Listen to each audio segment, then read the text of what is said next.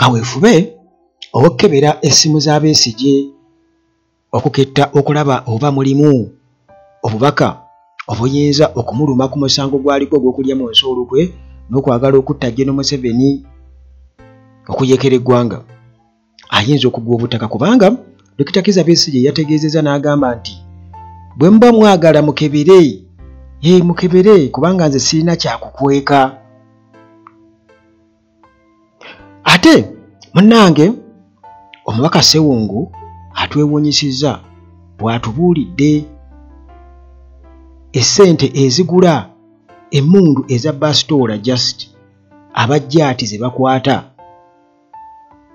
obuwanana bwa ssente. Ekyo nno munnange ne kyongera okubeera nga kireetawo obunkenke era nga tugenda kwewola ku bigambo oba ku information eya Captain Francis Babu ku kizibu kiddala NRM kyerina. NRM kizibu ki kyerina? Katugambe nti nno NRM ekizibu kyerina opposition oba ekizibu kiri mu yo yennyini. Mu bumpimpi katusooke tulabe omukulu Timo Property Consultants Limited yatusaseeko ddaano mu mikwesese mukama wange tusanyusa okulaba kale Ssebo nange nsanyusa okusanga otuleetedde ekipya kireero kyoyagala otumanyise ku nsonga z'ettaka. Abawuliza ba Uganda at large nkomyewo nate era n'omulundi ogwaleero nkomyewo okubanyonyola ku caveat. Caveat eno abasinga obungi balowooza esibwa lwankaayana. Nedda caveat eno esibwa olumu okutegera okuuma ettaka lyo. Oba ekyapa kyo kiyina eyo naye nga toyagala bakikwateko ababbi bangi. Oli bwakebera ekyapa nga laate kiri tempered ebbanga eriwerako ebisene bisinga bamanyi obbiba bino byowulira nti no bagenze ekyapa kyange bakibbye bakikyusizza. Naye caveat eno esobola okukuyamba weewala mu nkaayana ekuyamba naye ate era esobola okukuyamba okuuma ettaka lyo. Kitegeeza teri muntu ayinza ditemparinga buli we libako caveat. So n'okufuna ebisingawo ku ngeri gye bagisiba osobola n'okutwebuuzako ku bwereere tetukusasuza osobola okukuba ku ssimu zaffe ze ziyita ku Uganda at large wansi awo osobola tukubirako ate era osobola okugenda ku mikutu gyaffe gyonna gyonna TikTok gye tuli emirimu girabika. Timo Property Consultants nga bulijjo mbagamba tukola ku ttaka lyonna lyonna nga bwe lifaanana buli document yonna yonna ogyagala otya. Tugikolako tuzimba amayumba tukuzimbira amayumba tuddaabiriza amayumba tuteekamu ebyamazzi tusiiga langi byonna mu Timo Property Consultants tubikola. Tusobola n'okugradingira ettaka teryatereera byonna tubikola Ssebo. Kale tweyanzizza nnyo era twesiimye nnyo okuba nti osobodde okubeera nti obubaka olubula ekigere mu mikwesese nga bulijjo. Mwebale kusiiba n'abasiibuludde abasiibi mwebale mukola mulimu gw'amaanyi nnyo era wano ku Uganda at large kuba omulanga nti gwe wenna asobola okubeera ng'osiibulula abasiibi wano ku Uganda at large mu mikwesese babeerawo nti osobola okuteeka ssente ku nnamba ezo zonna z'osobodde. Tusobola okubeera nga tubagulira kye tusobodde kyonna kubanga abantu baffe babeerawo. Twagala tuyingire nabo mu Uganda empya nga tumaze okubeera nga twenunula. Ate omusawo naye waali nnyo bw'alina ebirwadde sukaali pressure n'ebirwadde ebirala.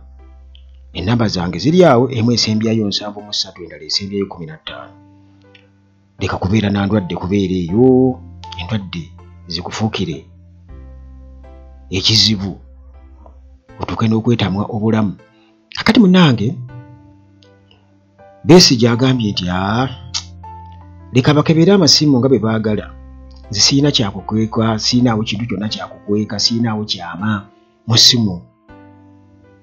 Alinga nze siteeka password mu ssimu. Osobola okugikebera n'olaba byonna ebirimu. Ate nkweka ki? Kubanga ebirimu era byebyo. Bwe mubaamu omuntu gwe nanyumiza naye emboozi nti bannange nakyemalira ki era biba byebyo. Bannange era biba byebyo biba bituufu.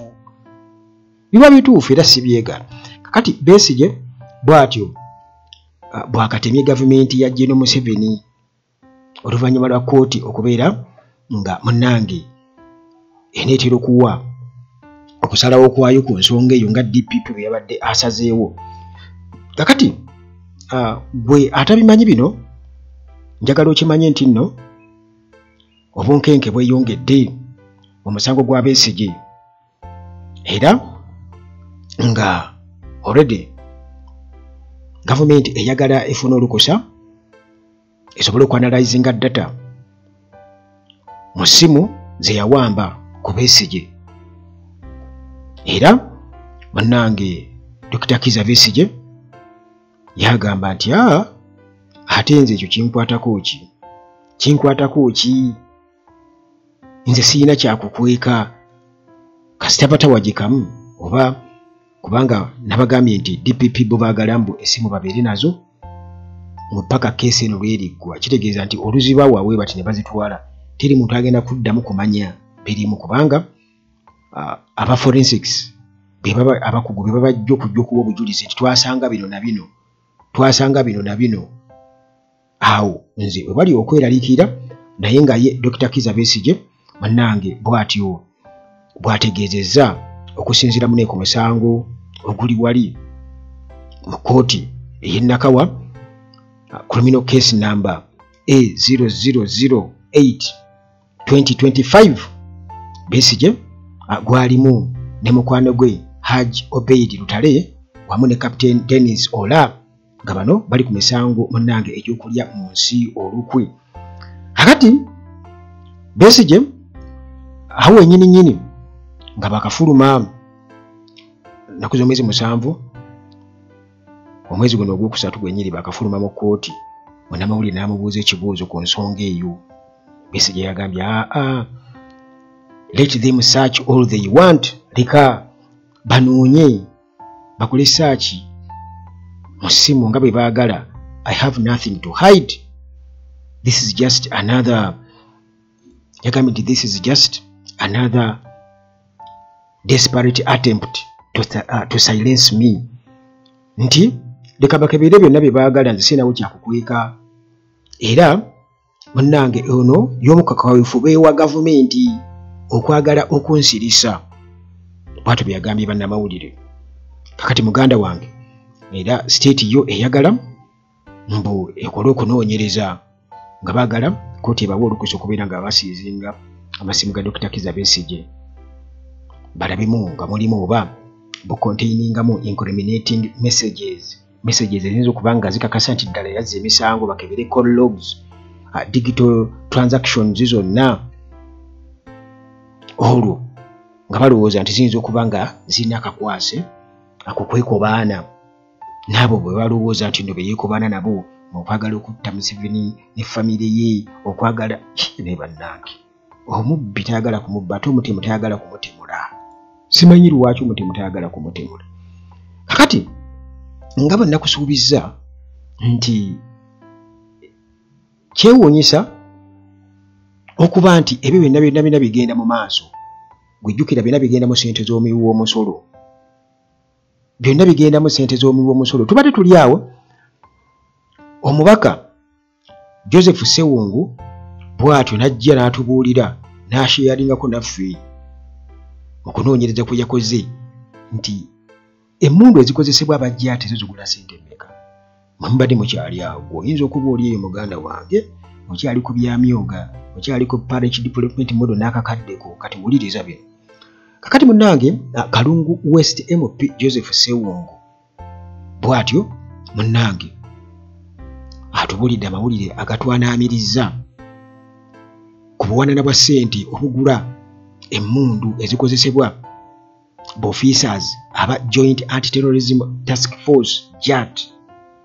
Era munnange bw'abadde ayogera ku nsonga eno Ssewungu anokoddeyo n'agamba nti bano abajambula aba JAT balina emmundu enkola ey'omu Russia eyitibwa GSH-18 pistols. Emmundu ezo pistols balina tukatwogera ku pistol bakuzina ateze babadde bakutte empanvu kati ezo ate teyatubuulidde ebbeeyi ezo kubasaagirabyo naye nga kati pistol nga bw'onolaba bastola pistol oba lubanto mu lulimi olwaffe olwa ghetto lubanto eno munnange egula obukadde bwa ssente ez'e Uganda 25. Obukadde 25 nti Bastole egula obukadde 25 obw'e Uganda. Eyo Bastole. Kakati munnange eno gitwogerako GSH 18 pistol eno bagitwala okubeera semi automatic handgun era nga eno ekolebwa aba KBP Instrument Design Bureau Mutula ekisangibwa mu Russia era nga eno munnange ebeeramu amasasi 18 18 rounds capacity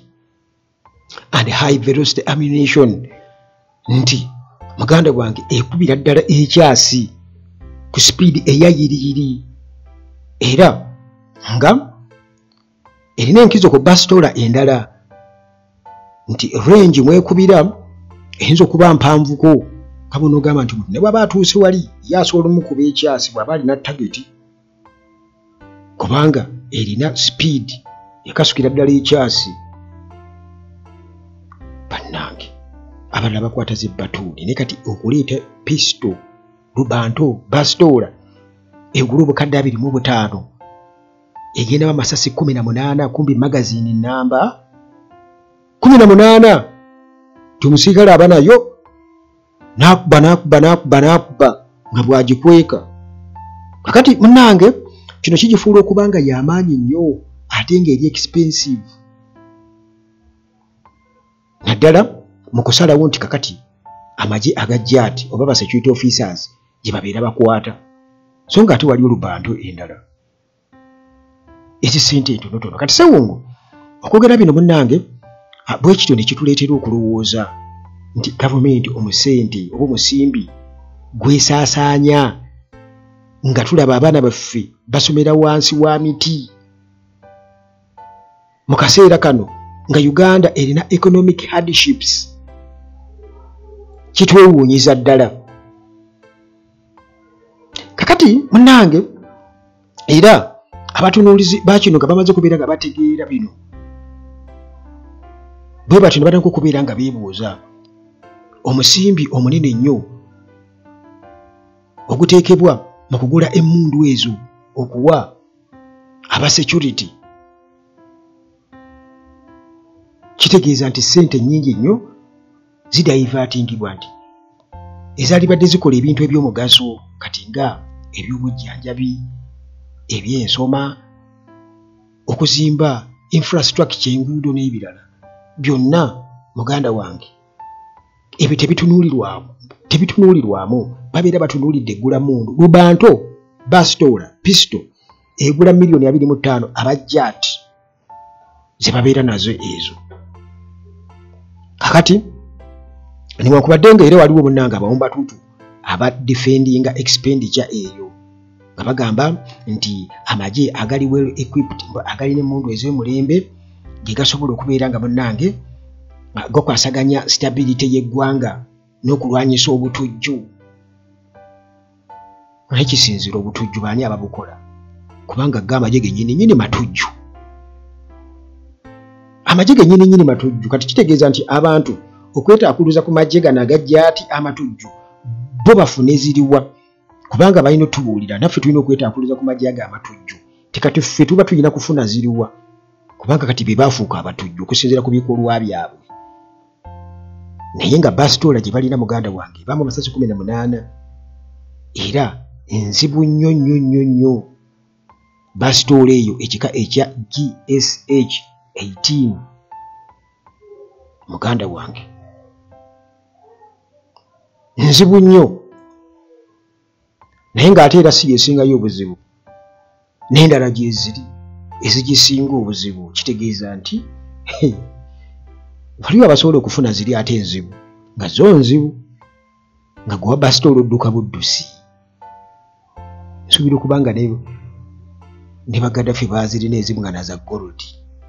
nga b'ofiisa balina bastola za by the way ne gundi yalina ya golodi ani kitatta mujukira musango gwa bastola jaina ya gold baganda wake bastola nga ya gold bagikotinga ko ba gold ndoza bakotinga ko kotinga gold kakati bastola zibaayo ezo naye munange ngabe nkugambye nti bwe bali ambatutu abatutegeeza ati nedda gavumenti erina okubanga ewa abasirikale emmundu ez'omulembe ne bastola ez'omulembe okusobola okubeera nga bakuuma obutebenkevu bw'eggwanga so nga ate bafoot soldiers basobola okubeera nga tebalina mmundu ate abantu nga babawuliriramu yes nga babawuliriramu ne tutegeera kubanga tukimanyi bulungi nnyo nti gavumenti oba poliisi amagye ate gakolagana n'abaziba emisango era yensonga lwaki okiraba ne gurupu ya Lionskin basobola ogyincorporatinga mu ggye lino erya JAT kuba ggye erya JAT kugambye originale nga lirimu bakuŋŋaanya abasirikale okuva mu poliisi ab'emitima emibi ne bafuna abasirikale okuva mu SFC abatemu ne bafuna abasirikale okuva mu ggye erya UPDF abo abassi balumira mwoyo ne bafuna abasirikale okuva ne mu bakifeesi ne bafunayo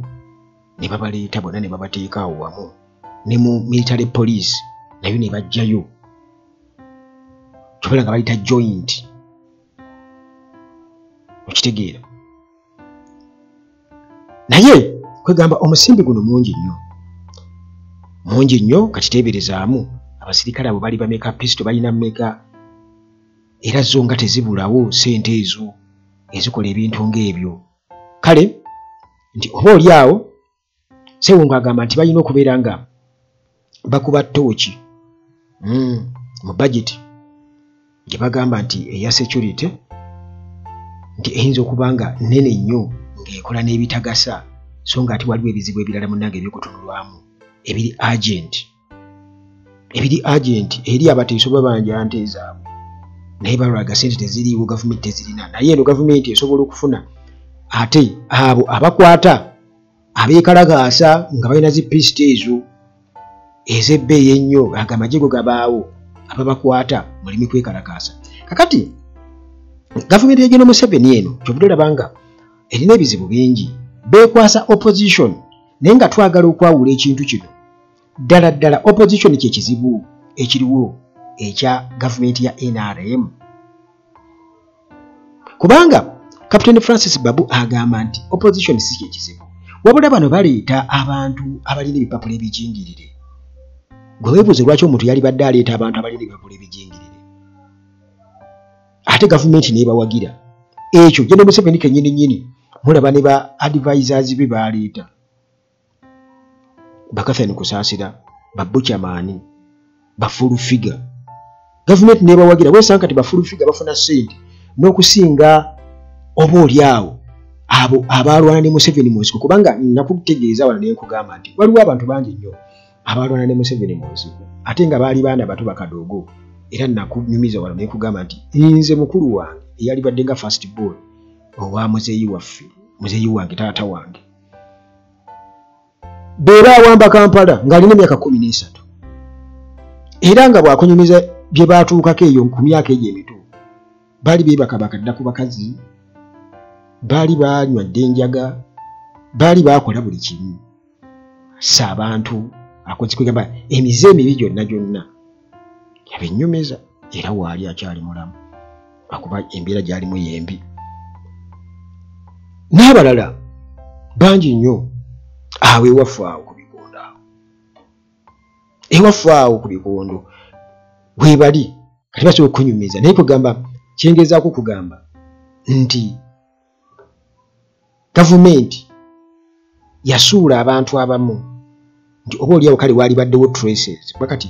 era mu nsi ezimu nti omuntu bw'akaddiwa bajja kuba bateekawo budget emulabirira omuntu ng'akaddiye kati bwe kiba nga ensi ezimu ziri ku mutendero ogwo kitegeeza balina okubeera nga bamanya abantu population eriwo abantu abali mu nsi mu myaka ki era bali luddawa kati Museveni kitegeeza aba alina okumanya nti abantu be yalwana nabo mu nsiko bali luddawa abafudde bali bwe bati ate Museveni teyeerabira era bwakulaba bw'ati ategeererawo ate oyo teyeerabira lwakuba nti nno tajjukira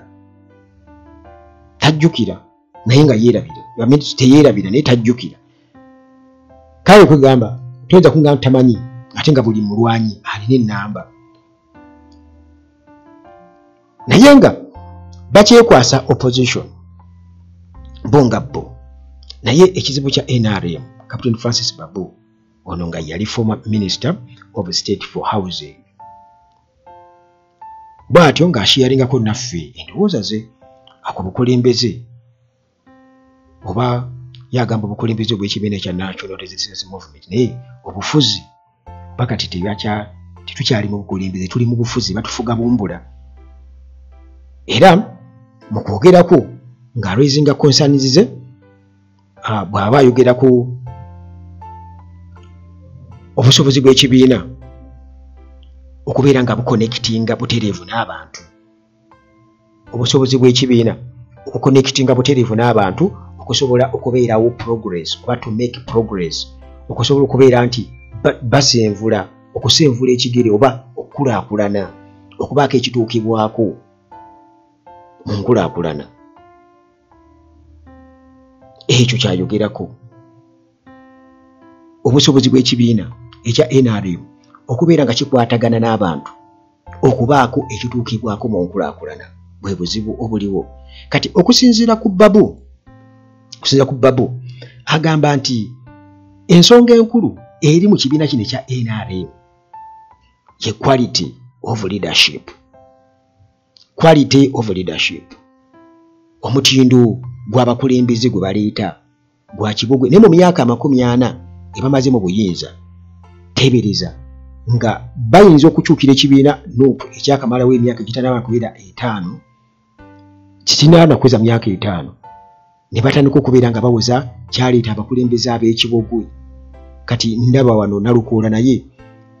nakugambye Hud Hussein yakidde omutimbagano gagamba nti Bobi Wine yalonze Nalukoola kubanga yali backup artist we mbu tebaalonze lwakuba nti nno basinzidde ku busobozi naye nga omubuuza nti Hud Hussein nti Nalukoola gwe tumanyi buyigirize bwe enjawulo eriwo era lwaki Bobi Wine yaleese ekintu ekyo kubanga wabaddewo abantu abalowooza nti nno abantu nga Moses Nsereko mbu abantu abo bwe bati abakola comedy bwe bantu abamanyi ebintu bya nti Yesegirinya yennyini yate Segirinya yali mulala nnyo ku Moses Nsereko mbu Yesegirinya yennyini oyo ebintu byakola bye Basegirinya byennyini nga weebuuza nti ye Moses Nsereko talinayo style ye alina koppa kugira mu Yesegirinya ng'akoppa nkoppe bagamba nti amazina amakoppe gamenya omugongo kati tosobola koppa bintu by'oli bye yalinga akola tosobola kubanga sina kubikoppa wabula gwokukola byetategereka kuba Segirinya tagamba ng'okuboxinga speaker I can box the speaker era buli bamwogera kuba kimanyi kakwatayo nti aba ayogeranga era nalaba juzi wano nga mu nominations oluvannyuma lw'okukubwa nga poliisi egenzeyo okubeera ng'ebalungamya nga ba candidates era olwaba okwogera ku katono bw'ati ayogera kimu I can even box the speaker anyigawo ekitajja nti kubanga amanyi ke kagamba akakwatayo akalina hook akamutunda kakati nga bano bagezako kuwudiisa abantu nti abantu ng'abo be bali ku ground naye singa abantu katugize babeera babalonzi bwe tugenda mu parliament nga bakyusa rhythm oba tune nga bagamba nti mulaba be baleese baabo olaba kati muwuyo gwe baleese gwe balonzi bannange era nalaba ne Rogers Mulindwa ng'aseka naye kati bwe baleeta Nalukoola kubanga ye already Rogers Mulindwa yagamba tayagala Nalukoola tamwagalangako olw'ensonga nti abawa hard time bwe babeera ku pano ze babeerako ku TV ne radio nga ba discussinga ebyobufuzi ate munnamateeka omuyigirize gwotayinza kugamba nti kati ono wakibogwe ate era ng'abadde active already abadde mu DP nga lawyer wakibiina ekya DP kitegeeza nti ensonga azimanyidde ddala ate era nga bwa ghetto kati Bobi Wine yaleeta story eya ghetto okakasa abantu nti ono tali mu masuuti nga bali bampuuga ono waffe ffe abamwekuliza aba ghetto era akulidde mu ghetto era afunye ebizibu nga ffe school fees zamubulako naye ate yali mugezi era Nalukoola yagamba yali ayogera ne Medicine ko namugamba nti y'omu ku abo abasinga mu Uganda yonna ne mawulire bamuteekamu. Ne mawulire bamuteekamu. Era n'agenda n'asoma law. Era n'abeera lawyer omubangufu omulungi. Era kye kimukubye emiggo. Kakati twogera ku quality of leadership. Awo mbadde nabikubuliddeko ebyo ebya Hood Hussein. Mukyala we gwe yaddukako n'agenda ku kyeyo we yali yakawoowa. Bagamba quality obaka tosobola. Mukyala waba yeetaaga okugenda. Kiba kitegeeza nti ate ggwe oli wano kakati awo muba mugenda kuba mukola muti kitegeeza nti awo wenyini nyini obunafu bwetu bulabira. Sooka olongoose amakaago. Kakati munnange Babu atugamba nti NRM has not been providing us with strong leaders who can genuinely engage with the people and convince them they are capable of making a difference. Nti NRM tesobodde tuwa bakulembeze beesimbu abasobola okubeera nga bakwatagana n'abantu, abasobola okukwata abantu ne babamatiza, nti nabo basobola okubaako ekyenjawulo kye bateekawo. Ffe abakulembeze be tulina babeera bafuzi ate babeera mu masappe. Babeera mu masappe just kufunayo wali n'akitole kya sabbuli n'aleeta mbu akuwadde.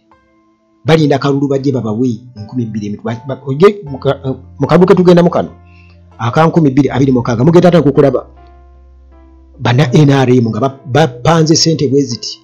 abantu babatendereze oyo sente zizo. Ennaku zino bogenda ku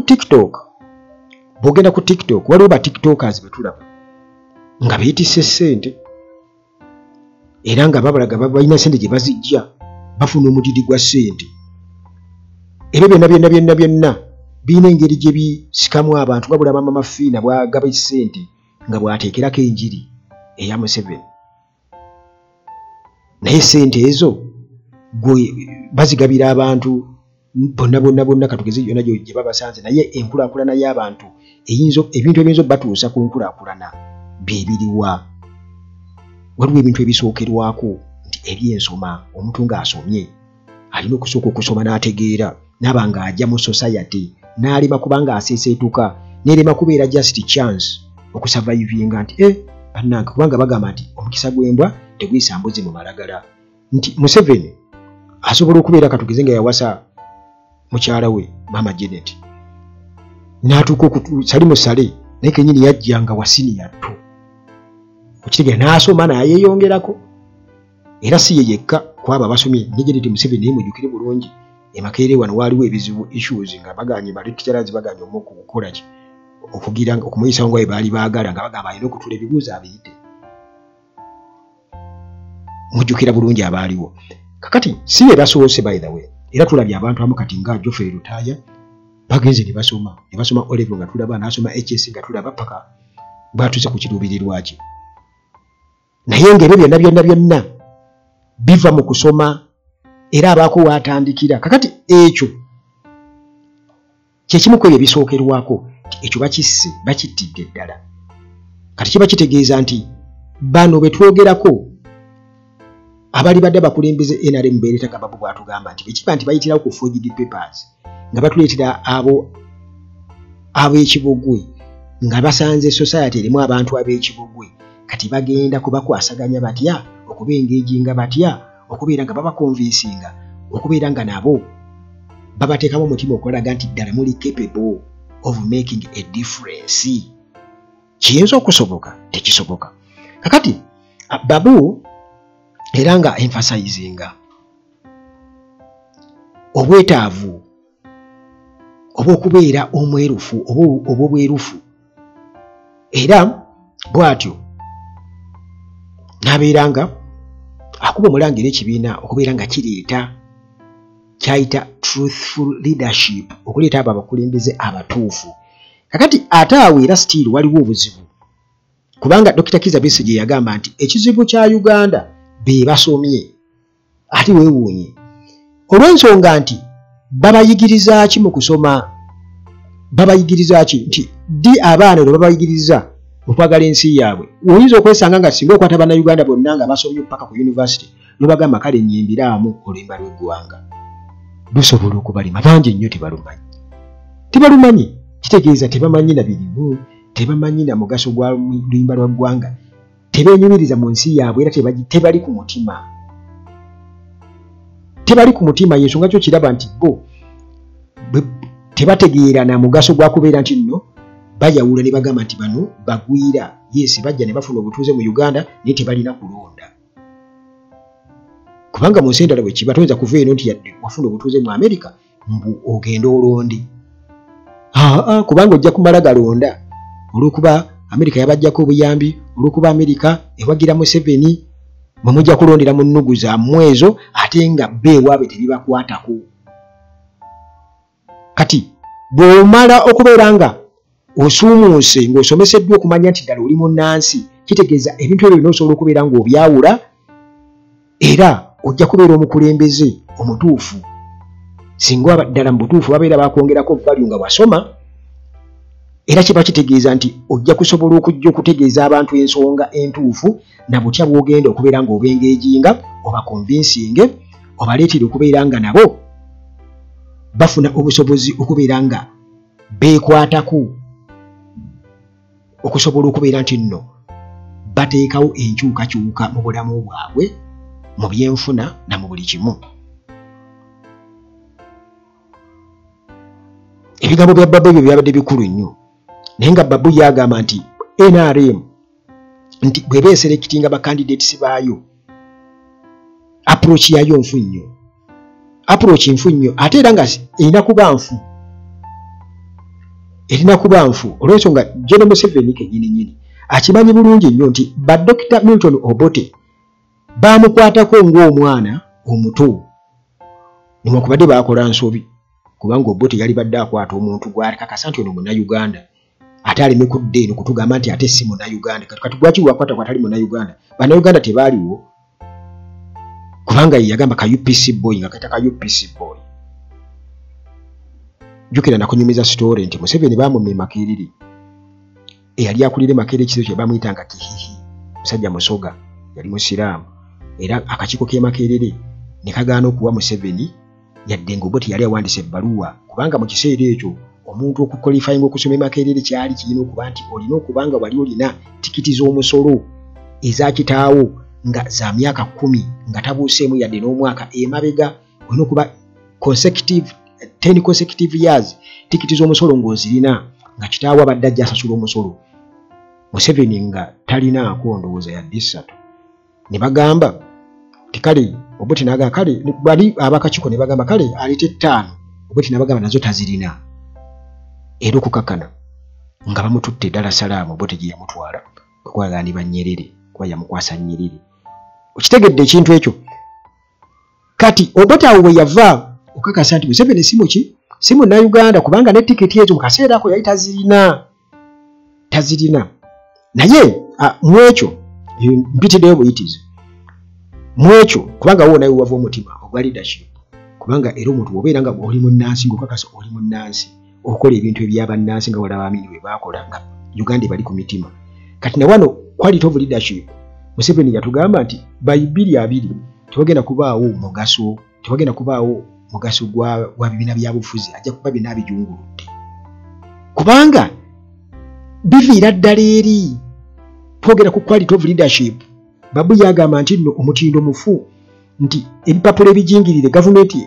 NRM yennyini be babayambako okubeera nga babijingira ne babaleeta nga bakibogwe, nga bakimanyi nti bano ebipapula bajingirire bijingirire, ate ne balekawo oba oli awo abaasoma oba be balaba nti bano basobola okubeera nga batendekebwa nga bakapitalizingira ku kusoma kwabwe. Naga nti okay, katubajjemu amalala baleme kuwoza nti twasoma, kati tubayigirize ebintu eby'okukka wansi ku ground bategeere, baleme kubaawo gaapu eyo. kati nga bulaba gapu eriwo wakati wa Muhoozi n'abantu olaba nti ye bali ba civilian abaduulira mwe temuligenda kukwata ku buyinza temuligenda kukola mutya kitegeeza nti waliwo ye yeeraba nti ali waggulu ali superior okiraba kati omukulembeze alina kubeera nga ali linked ku bantu bulungi ennyo ate era bw'abanga ddala yabugumizibwa nga yasomesebwa ebintu nga bibina okubeera nga bitambula amateeka asobola ogattaputa bulungi nga bolaba nalukoola kiba kitegeeza nti abasobola okulinkinga obulungi n'abantu kati government programs ziba zisobola okubeera nga zitambula bulungi nnyo kati bino byonna parish development model emyoga bino ebya Salimo Sale operation wealth creation ebyo byonna byali badde bitambula bulungi singa quality of leadership yali etuukagana n'omutindo so si forged papers kubanga yebba bwagamba nti bano balonda abo bayambako abantu okubeera nga bafuujinga empapula ne bajja bayimirira okuba MOP era yensonga zo kiraba nti omugenzi Katolo Bwama yasurvivinga bwatyo era bagamba nti aba opposition bangi baali bakugirwayo nga tuvudde mu kalulu ka 2021 naye NRM yagenda okwetunulamu ng'ate be basinga abalina forged papers ne bagamba wange mukireke temuzi kusambwa yakoze eki yeebase eyinza okukuluma kakati nti awo wonna tulabira ddala nti waliwo obuzibu era babu yagamba nti bamala gapiiki nga bupiikinzi muntu yenna atayidi fit kubeera ng'akola omulimu olwo ne batandikira awo naye ng'ekyo kiviira ddala ku mukulu yennyini commander in chief kubanga ye yajja alowooza biki emabega okitegeera nti olaba nti oboto okukola ensobi eyo kubanga yasuubira okuba nti agenda kuleeta abantu abagwira bajje bamuyambeku nga olaba abajanjabiiti eri Sudaani ebizibu bye bakozinze era kati Uganda neefuna ebizibu ebyo okiraba nti yaleeta mbu n'alera kumbi waaliwo abantu bangi nnyo ab'okulera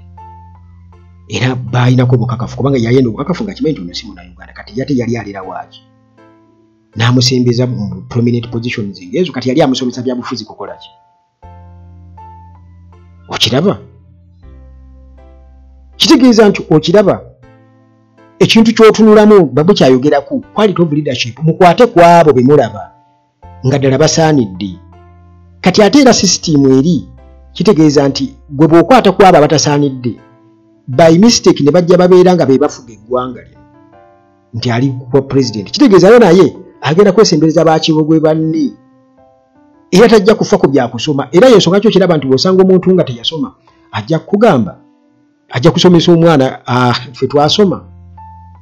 twasoma tetulina ssente naye era binti emirembe gigenda gikyuka kati essaawa eno we tuli muganda wange ebintu byonna obiraba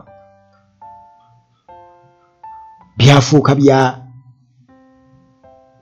digito ebintu byonna byafuuka bya mutimbagano kaŋŋambi nti buli bali twogera ku byuma bikalimagezi boogera ku kompyuta mu kyuma kikalimagezi kati ekyuma kikalimagezi muganda wange kyafuuka ekyuma kikalimagezi era ojja genda okwesanga nga abo bokka basobola okubeera nga batambulira ku siteeka eyo era bagenda okusigala nga bali employed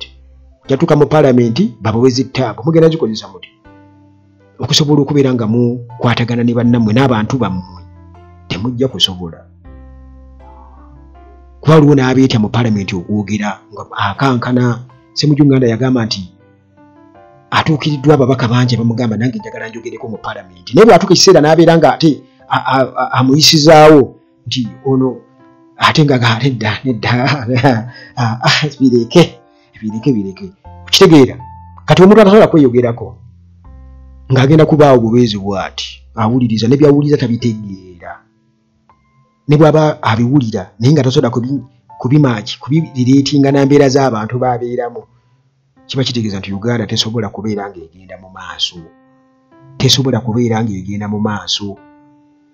kubanga nti ba candidates be balonda balaakinga necessary qualifications ate nga Museveni yayagala abo abeebaka obwebasi nti ayagadde nnyo okujungula ebyobufuzi mu Uganda n'atuuka n'okubeera nti ebibiina by'obufuzi ayagala abiggirewo ddala ayagala abakakase nti okulonda tekulina makulu ayagala abakakase nti temwetaaga kufa ku byakulonda ayagala abakakase nti nno ebyobufuzi mubireke temubyogerako mubirekere ffe Kaguta family tubitwale mu maaso kati mubeere eno mukole byammwe beeri bakole buli kimwe eggwanga buli kimwe ebyobugagga by'eggwanga bye bakologa gold bakwatanga bye baagala zino kubanga bezizikana gold oba minerals byonna bigamba byabwe sente nga bwe baagala mu Bank of Uganda bye bakola ki bwe balagira ebyo byonna bikwatagana na poor leadership bikwatagana poor leadership abantu bagamba nti Museveni alina amagezi yes Museveni alina amagezi naye amagezi g'alina gakucyanga bintu in his favor tugamba kucyanga bintu kiringa bonoga nti olina munno mukolagana naye ye Eva yayagala otwala ekinene Eva ye avuga zawuwe yasooka okukwata ye number 1 wembanga mu kibiina yagala namba emu yitaagala kubeera ku namba ndala ye Eva ayagala namba emu kati ebyo byebiriwo era nga obubaka bubadde awo muganda wange Captain Francis Babu eyabyogeddeko twogedde ku muntu gyati zeekwata ne budget ennene bwetyo wabwe kitegeeza byonna ebyo obitunuulira omusimbi ogwo gwonna bulina okubaako engeri waliwo ekitakwatagana mu allocation eya funds ne resources okubeera nga zisobola okumaakinga n'omuntu omulala atalina mwasirizi kwegamba nga yeetaaga omukono gwa gavumenti okubeera nga asitulwa naye kati quality of leadership gye tulina General Museveni nti bali kye baakola Obote kubanga ye already naturally wankwe era Obote yagamba nti Museveni waba akuwulidde amazima eyo ebeera nsobi ekyakikola by mistake okitegeera Obote yabyogera kiba kitegeeza nti character wise ye nga ye bad news teri muntu amwegomba n'omuntu eyamuyambako yamukuza Mzee Boniface Byanyima yakoze ekigambo loona ye muntu atayagala kwegamba eyeyawula ku banne era yatuuka n'okugamba nti ye teri muntu amuyambyeko kutuuka wali yagamba nti mugagga nnyo waali naye ye yeeyisitudde nga yekka nti abo bonna abaafu obuwanga bw'abantu bonna obwagwa tabulaba mu makulu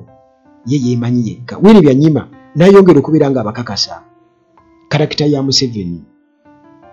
juzi wano nga basibye Besigye nga bali ku kitebe kya Nobu talina kyataayogera yamudescribinga oyo baalinga naye mu buliri amumanyi endya n'ensula naye bw'atyo yamudescribinga kitegeeza nti waliwo ekintu ekikyamu bwe tuba tunaazimba ebyobufuzi mu Uganda okubeera nti nno ddala tuzimba foundation eggwanga kwelina okubeera nga litambulira abantu abalina omutima ogw'ensi yaabwe era ababeera abajja mu politics nga tebaze kukola bukozi ssente si ku mulembe guno ogwa Museveni era sina ideology ya Museveni bino byabalimba nti nno Pan-Africanism ebyo ategeeza kirala era ebyo nze nsobola bidescribinga nga kutwala amagye Congo oba Somalia kugenda kufuna ssente kugenda kunyagayo bwe batibadde nga tuwoza misango mu kkooti ya nsi yonna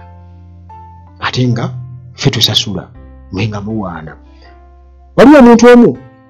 mu komenti yagamba nti bannayuganda bwe talabanga abantu nga basiru nga bannayuganda n'abakongo mu bakongo n'abannayuganda kintu ekyo kyannuma naye nkyakinoonyerezaako kubanga ye